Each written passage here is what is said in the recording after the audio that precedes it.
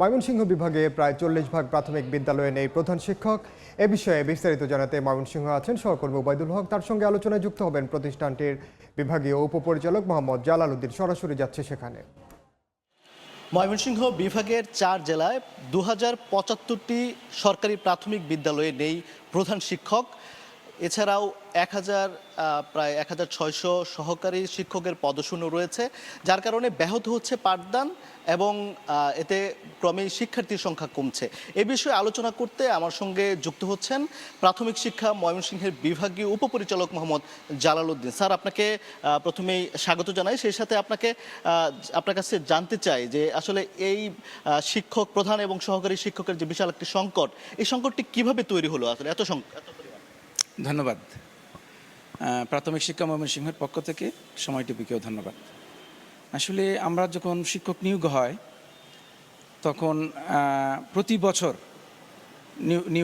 নিয়োগটা হয়, নিয়মিতভাবে হয়ে থাকে, কিন্তু এর বিশাল একটা অংশ বা বেশ একটা অংশ চাকরিতে জয়েন করে না। আর যে পরিমাণে শিক্ষক অবসর নেন প্রতি বছর, ঠিক সেই পরিমাণে শিক্ষক নিয়োগ হয় না, যে কারণে কিছুটা শিক্ষক স্বল্পতা দেখা দেয়।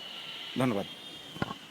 যে এটি বোঝা গেল, কিন্তু আরও একটি বিষয় আছে কিনা পদোন্নতির বিষয় শিক্ষক, কারণ দেখা যায় যে প্রায় 40% প্রধান শিক্ষকের সংকট রয়েছে। নিশ্চয়ই এটার পেছনে আরও বড় কোনো কারণ রয়েছে।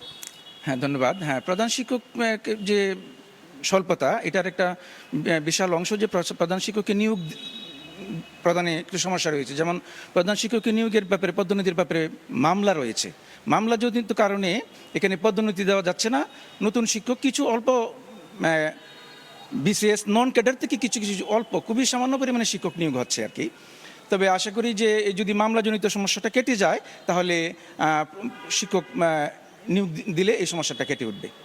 আমরা দেখেছি যে স্কুলগুলোতে আমরা যখন গিয়েছি দেখেছি যে এই শিক্ষক সংকটের কারণে দেখা যায় 2টা শ্রেণীর ক্লাস একসাথে ক্লাস করতে হচ্ছে। আসলে এই যে এরকম অবস্থা, এই অবস্থায় কি আসলে শিক্ষার মানের কোনো ব্যাঘাত আসলে ঘটছে কিনা, পাঠদানে ব্যাঘাত কতটুকু আপনি মনে করেন? এটা ঠিক। যদি একটা ক্লাসে শিক্ষক স্বল্প থাকে তাহলে তো এখানে পাঠদানের প্রভাব পড়বেই। তবে আমরা যেটা উদ্যোগ নিচ্ছি যে যদি আমরা দুর্গম এলাকা থেকে শিক্ষক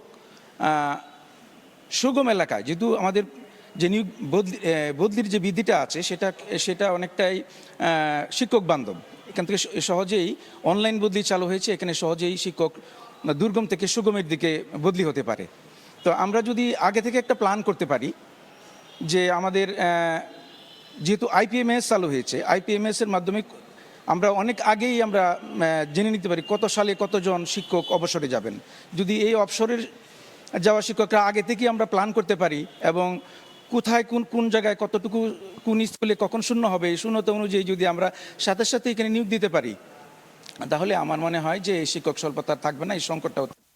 স্যার, আমরা দেখতে পাচ্ছি যে সরকারি প্রাথমিক বিদ্যালয়ে প্রতি বছরই শিক্ষার্থী কমছে। আমরা যদি 1 বছরের ব্যবধানে গত বছর থেকে এই বছর যদি তাকাই, যে আমরা দেখেছি যে 20,600-র মতো শিক্ষার্থী প্রাথমিক বিদ্যালয় থেকে কমে গেছে এবং প্রতি বছরে শিক্ষার্থী কমছে। এটা কেন কমছে এবং এটা রোধ করার জন্য আপনারা কি পদক্ষেপ নিচ্ছেন?